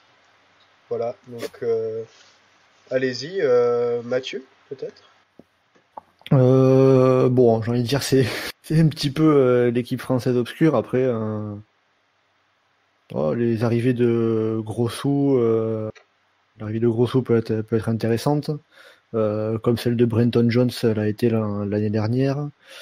Relancer Navardoskas, ça peut être intéressant aussi, parce que mine de rien, c'est un coureur très costaud, et s'il arrive à retrouver tous ses moyens, il peut être bon. Et après, sinon, voilà, c'est des coureurs qui sont du niveau de cette équipe, donc c'est pas trop mauvais au niveau des départs. Bon, t'as dit Di Gregorio, je sais pas si c'est vraiment une perte avec sa suspension, lui. Au bout d'un moment, ça suffit. Mais non, voilà, c'est un. Ouais, allez, 7. Hein, parce qu'il y a Grosso et Navardoskas qui peuvent se révéler intéressants. Et puis aussi Rémi Rochas qui a fait un bon stage chez eux, il me semble. Ok. Raphaël? Je connais pas énormément les coureurs de Delco, mais c'est sûr que Navarroskas, s'il arrive à retrouver son niveau là, de 2014-2015, je crois qu'il claque un podium sur le championnat du monde quand même, et une étape du Tour de France en 2014, là, quand il y avait le gros orage à la fin. Donc, s'il arrive à retrouver ce niveau-là, c'est hyper intéressant, mais après, c'est aussi très hypothétique, quoi. On sait pas trop ce que ça va donner. Sinon, les autres recrues, je les connais pas trop, donc je saurais pas trop quoi dire, quoi. Et il y a pas, les pertes me choquent pas non plus, donc je vais dire 6. Ok, Voilà. ok. Et Bertrand, du coup? Vache. Euh, c'est clairement l'équipe que je maîtrise le moins bien. De toute façon, je vais pas pouvoir dire grand chose de plus que ce que vous avez déjà dit, donc je connais pas. Non, vraiment, c'est une équipe que je connais très très mal. Même les coureurs qui sont partis ne me parlent pas tant que ça, très clairement. Et ceux qui arrivent, alors Navarroskas forcément, ça c'est l'interrogation. Puis Schmidt qui a fait une belle saison aussi en 2018, donc à voir ce qu'il peut donner. Mais là, c'est même donner une note avec une aussi faible connaissance des coureurs, c'est compliqué, quoi. Donc je vais mettre 6 pour être gentil, mais vraiment, je suis pas très légitime pour te répondre à cette question. Ok, pas de souci. Du coup, on passe à Direct Energy. Direct Energy, on va pas s'y attarder très longtemps non plus parce que c'est une équipe dont on a déjà parlé en long, en large et en travers dans le podcast. Du coup, juste une note, un petit rappel. Les arrivées Burgodo, Turgis du côté français, Terpstra, Lichtart du côté néerlandais et Bonifacio du côté italien. Du côté des départs, Cornu repart en amateur et Chavanel prend sa retraite. Donc, bonne continuation à lui également. Du coup, qui est-ce qui veut prendre Direct Energy? Raphaël, peut-être? Là, on peut que dire que c'est un bon recrutement, parce que Terpstra, forcément, on en a déjà assez parlé, je pense, de Terpstra. Il va beaucoup apporter, que ce soit sur les Flandriennes ou le Tour de France pour les échapper sur les étapes de plaine ou vallonnées. Ensuite, Bonifacio pour les sprints, ça reste le meilleur sprinter de l'équipe pour l'année prochaine. Et puis sinon, il y a Burgodo, je crois que c'est un bon jeune, et Turgis qui est plutôt pas mal. Donc oui, c'est un bon recrutement, quoi, parce qu'au final ils perdent que Cornu et Chavanel qui de toute façon part à la retraite. Donc c'est une perte, mais c'était une perte qui était obligée de toute façon. Donc on peut mettre 8-9, je pense. Ok, ok. Bertrand sur Direct Energy? Alors, forcément, de toute façon, je vous l'ai déjà un petit peu spoilé, mais ils ont réussi à attirer un coureur du top niveau mondial, et je pense, mine de rien, c'était un truc qui leur manquait terriblement. C'est-à-dire que l'année dernière, comme grosse tête d'affiche, on va dire, c'est avec Almejan, quoi, mais Chavanel était vieillissant. Il n'y avait pas d'autres coureurs qui prenaient le lead. Ils avaient besoin d'avoir un coureur un peu comme ça qui prenne la lumière. Ne serait-ce rien que pour libérer un petit peu de pression pour calmer Jeanne, dont on a vu un petit peu qu'il a pu craquer à certains moments. Donc, on peut pas dire que c'est un mauvais mercato. Pour moi, c'est vraiment un très très bon mercato. Anthony Turgis, moi aussi, je trouvais intéressant dans son profil. Il apportera aussi, à mon avis, quelque chose. Donc, et au niveau des pertes, voilà, c'est pas, ça compense largement les pertes, sachant que Chavanel était quand même sur le déclin, que c'est malheureux à dire, mais c'était quand même le cas. Donc moi je trouve que c'est un excellent mercato. Et moi pareil, 8-9, ça vaut ça. Ok, ok. Pour l'instant, excellent mercato de toutes parts. Mathieu, tu t'alignes sur Bertrand et Raphaël? Ouais, je dirais 8 aussi, parce que voilà, c'est un bon recrutement. Toutes les recrues ont leur intérêt, comme on l'a déjà dit. Bon, la seule réserve que j'ai à la limite, c'est pourquoi je ne mettrais pas plus de 8. C'est, oui, une recrue star, entre guillemets, du calibre de Terpstra, c'est très bien pour Direct Energy, mais à mon avis, il leur fallait pas un Flandrien. Alors, voilà, ça va être très intéressant pour eux, Niki Terpstra, mais je sais pas si prendre un coureur comme un Flandrien comme Terpstra, c'était la meilleure option comme recrue star. Même si après, ils avaient peut-être pas trop le choix non plus. Ok, ok. Donc du coup, 8, pour l'instant, c'est le meilleur recrutement de l'équipe française. On va passer à Fortunéo Samsic, donc on n'a pas du tout parlé. Je l'aurais bien mis dans mes tops. La grosse arrivée, c'est André Greipel. Il sera accompagné par Robert Wagner, qui est aussi un Allemand. Côté départ, 2 retraites, Fogneska, Gérard. Perrichon qui part à la Cofidis, Carbel qui retourne en amateur et Sindre Skjøgstad Lunke qui part en Norvège. Que pensez-vous de ce mercato? Allez, qui est-ce qui veut prendre Moi je veux bien. Allez hop, vas-y Bertrand. C'est un mercato qui paye pas de mine, mais enfin ça reste un grand nom, André Greipel.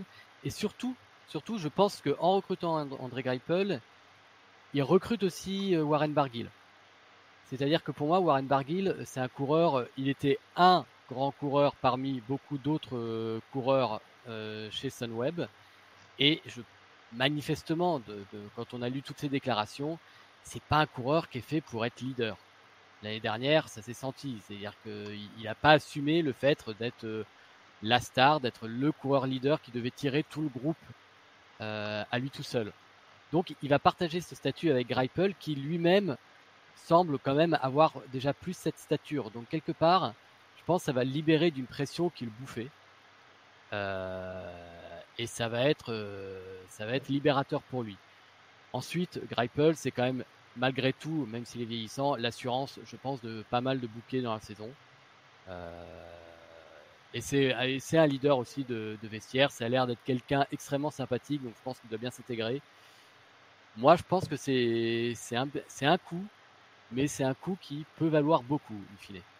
Donc, rien que pour ça, tu vois, je lui mets 8, alors que c'est un truc qui paye pas de mine pour une équipe qui, finalement, c'est pas énormément renforcée quand on y regarde de près, mais je pense qu'humainement, ça va être un coup très intéressant. Ok, donc très bon recrutement. Juste quelque chose, je vais revenir sur une gaffe. J'ai fait le nom de l'équipe en 2018 était Fortunéo Samsic, ce sera Arkea Samsic en 2019. Du coup, Raphaël, ton avis sur la Fortunéo? Effectivement, je trouve que Greipel, c'est une très bonne arrivée, quoi. Déjà parce qu'ils n'avaient pas de sprinter. Enfin, il y a le jeune, là, Velton, qui est intéressant, mais pour l'instant, il est encore jeune, donc faut le laisser progresser tranquillement. Et Greipel, oui, c'est l'assurance de, je dirais, au moins 10 victoires dans l'année. Donc c'est quand même un super recrutement. Avec en plus Wagner, donc c'est pas mal. Et oui, comme l'a dit Bertrand, je pense que Warren Barguil est pas fait pour être leader. Chez Sunweb, quand il réussissait le mieux, c'est le Tour 2017 où justement l'équipe était plus, même si évidemment le Tour 2017 de Barguil est superbe, c'est plus, j'ai l'impression que c'est plus le Tour de Matthews sur le Tour 2017 qu'elle est soudée l'équipe et ça permet à Barguil de se sentir plus libéré. La pression était plus sur Matthews. Donc là, si la pression est plus sur Greipel qui supporte plutôt bien la pression, oui, c'est tout bénef pour Barguil. Et l'an dernier, j'ai l'impression que le groupe était pas tiré vers le haut par Barguil comme il était censé l'être. Là, s'il y a Greipel qui arrive et que Barguil peut mieux s'exprimer, ça bonifiera tout le monde. Donc, effectivement, 8, ça me paraît pas mal, malgré les pertes qui sont pas gravissimes. Voilà, Perrichon, certes, c'était un bon coureur, mais Greipel, c'est quand même un peu mieux. Puis le jeune le Danois, là, Carbel, quand il était jeune, je pensais qu'il allait devenir assez bon, mais finalement, il a fait comme pas mal de jeunes Danois. Il est un peu décevant. Ok. Donc, 8. 8, bon, ça rejoint la lignée de Bertrand. Du coup, Mathieu sur Fortunéo. Non, pas Fortunéo, pardon. Arkea Samsic. Du coup, je vais finir par y arriver. Arkea Samsic, Mathieu. Toi, t'as pas vu sur Twitter tout le matraquage de tous les coureurs qui ont tweeté tous en même temps hashtag je suis Arkea comme stage de motivation d'équipe, ils sont costauds. Sinon, c'est vrai qu'il y a le fait d'avoir que 2 arrivées, ça fait bizarre, mais en même temps, le fait d'avoir André Greipel qui arrive pour Arkea Samsic, c'est un gros coureur. Donc ça va leur apporter beaucoup de victoires et ça leur a manqué en 2018. Ils ont eu juste une victoire chez les pros, plus une victoire au Tour de Savoie-Mont-Blanc. Donc là, ils auront, je pense, pas de souci niveau victoire. Donc à mon avis, Greppel va galvaniser l'effectif et aussi libérer un peu Barguil de la pression qu'il a pu avoir. Donc voilà, vraiment tout bénef. Et je dirais 8 pour la note. Ok, bon bah tout le monde est à 8. Je vais mettre un bon petit 8 également, un très bon recrutement sur une équipe qui manquait d'un gros sprinter. Du coup, on va enfin passer à la dernière équipe française, à une équipe bretonne, vous connaissez bien, Vital Concept BNB Hotels, pour cette saison 2019. Le recrutement, vous le connaissez aussi bien que moi, Cyril Gauthier, Pierre Roland, Jimmy Turgis, Arthur Vichot, Maxime Cam. Retraite pour Erwan Corbel qui s'est vu un peu trop beau, et retraite malheureusement non voulue pour Tanguy Turgis qui lui a été diagnostiqué, je crois, d'une maladie du cœur. Enfin, je suis pas sûr, mais en tout cas, il n'a plus le droit de courir selon son médecin. Donc double retraite, 5 recrues pour Vital Concept. Que pensez-vous de Vital Concept? Je vais lancer. Qui est-ce qui veut Vital Concept? Qui est-ce qui veut commencer? Bon, moi je veux bien. Hein. Allez, c'est reparti. Moi je veux bien. Bah, c'est 4 coureurs. Alors Cam, je connais moins. Hein. On va être très honnête. Donc j'aurais du mal à le juger. Mais les 4 autres coureurs sont 4 coureurs que j'apprécie et qui, je pense, ont tous un potentiel de pouvoir s'exprimer dans l'année. Donc Cyril Gauthier, bah voilà, il va pouvoir enfin retourner à faire ce qu'il sait faire de mieux, c'est-à-dire des baroudes ou des courses en circuit où il est très très bon. Pierre Roland, j'espère qu'on va retrouver en effet le Pierre Roland, pas forcément le Pierre Roland de Attaque de Pierre Roland qui, ce slogan me saoule au plus haut point, le vrai Pierre Roland, celui qui a le panache et qui en claque réellement. Jimmy Turgis, à mon avis, est très intéressant parce qu'il a pas mal progressé cette saison. Et Arthur Vichot, si pour une fois il nous fait une année pleine sans se blesser, il a quand même un niveau qui est normalement tout à fait capable de faire des bonnes courses, même en World Tour. Donc non, c'est un recrutement qui est intéressant. Ce qui est intéressant aussi, c'est que un peu le même effet d'ailleurs que pour Barguil, bah Coquard, ça va peut-être le libérer parce que Coquard aussi, très clairement, je suis pas persuadé que ce soit un leader dans l'âme. À aucun moment on l'a senti prendre le leadership l'année dernière. On a plutôt senti subir. Ça fait 2 ans qu'il subit. Peut-être que là, justement, on va enfin lui foutre la paix. Et du coup, il va pouvoir revenir à son meilleur niveau. Les autres jeunes, quand même, c'est un effectif assez jeune. Bah, ils ont pris 1 an. L'équipe s'est bien structurée depuis 1 an. Ils ont enfin acquis un peu d'expérience ensemble. Ils rajoutent une belle touche d'expérience. Donc, je trouve ça très intelligent. Je m'attendais pas à un tel mercato de leur part. Et vraiment, pour le coup, je trouve que c'est, ouais, niveau français, le mercato le plus intéressant au final. Et j'ai une pensée pour Tanguy Turgis parce que c'est quand même bien triste pour lui et c'est vrai que c'est un coureur qui était extrêmement prometteur, donc c'est vraiment triste pour le cyclisme français, pour le cyclisme tout court et pour lui bien entendu. Donc du coup ta note pour Vital Et du coup ma note, je vais mettre 9. 9, ah bah parfait. 9 parce que pourquoi je dis ça aussi, c'est que je pense que et on n'en a pas parlé du mercato de Wanty Gobert et ça serait intéressant d'en parler parce que ils sont en lutte face à cette équipe-là et je trouve que honnêtement ils ont leur place sur le Tour de France par rapport à Wanty. Donc je mets 9 parce que pour moi ce recrutement-là fait pencher la balance. Ok. Qui est-ce qui veut Vital Concept ensuite, Raphaël ou Mathieu? Ouais, allez, je prends, allez. Ah, ok, bon. Juste un truc, c'est bien maladie du cœur, hein, Tanguy Turgis, j'ai pas dit de bêtises. Oui, il me semble. Merci. Ouais, des problèmes cardiaques, ouais. Après, ouais, pour Vital Concept, j'ai envie de dire que ils recrutent des coureurs qui leur manquaient en fait. Parce qu'ils avaient un effectif, mis à part Cocard, qui manquait de relief un peu. Et là, c'est un recrutement intelligent. Alors voilà, après oui, Gauthier, Vichot, il va falloir les relancer. Mais s'ils arrivent à bien les relancer, et avec Turgis en plus, ça devrait bien le faire. Donc je dirais 8 aussi, parce que ce recrutement peut leur ouvrir les portes du Tour de France. Ok, ok. Du coup, j'ai entendu, il me semble avoir entendu ta date ou pas? 8. 8. Ok, d'accord, très bien. J'avais mal entendu, j'ai eu un petit lag au milieu. Du coup, Raphaël, pour conclure sur Vital Concept. Bah ouais, pareil, le recrutement, il est vraiment bon. Bah déjà, Pierre Roland, oui, bah ça va lui permettre de se relancer, j'en suis persuadé. Parce que EF Drapac et puis EF Drapac, c'était pas du tout le bon environnement pour lui. Là, il va retrouver la façon dont il aime courir. Et en plus, ça permet d'amener un coureur pour briller en montagne dans l'effectif parce que il me semble qu'il n'y en a pas d'autres.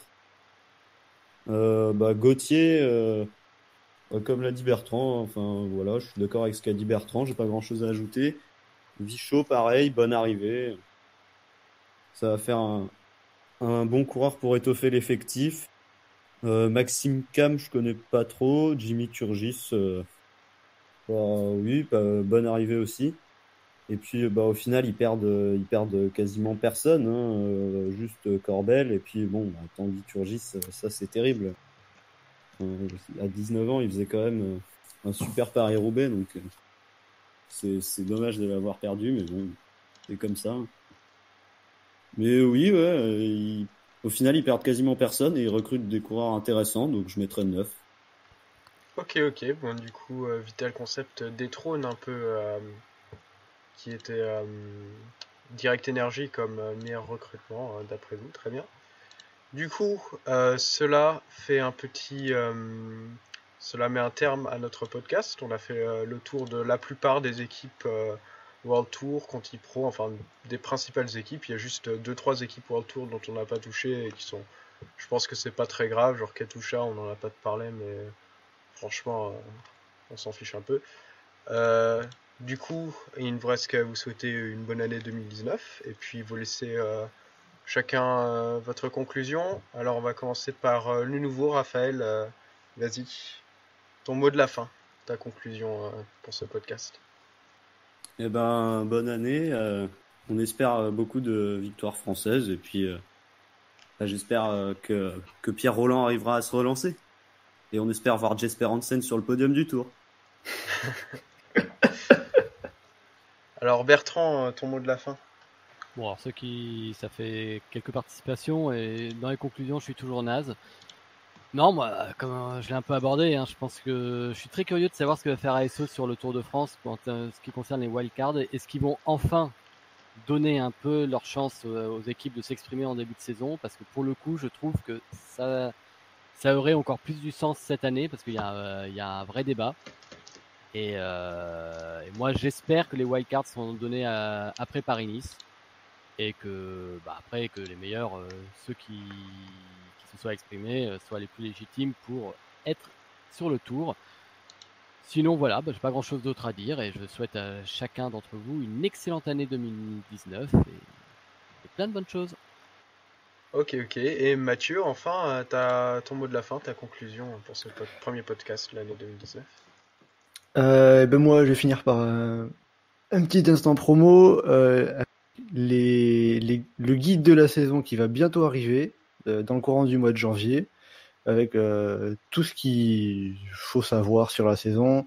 Et à titre personnel, j'ai qu'une hâte, c'est qu'elle démarre cette saison. Le cyclocross, c'est sympa, mais la route, c'est pas mal non plus. Donc j'ai hâte de voir cette saison et puis qu'on ait de beaux résultats de la part de nos Français. Ça sera chouette. Ok, ok. Eh bien, merci à tous d'être venus pour ce podcast. On vous souhaite à tous une bonne année 2019, plein de bonheur. Et puis, on vous retrouve au prochain épisode de Chasse Patate qui sortira, j'espère, avant le début de saison. Du coup, au revoir tout le monde et salut à tous.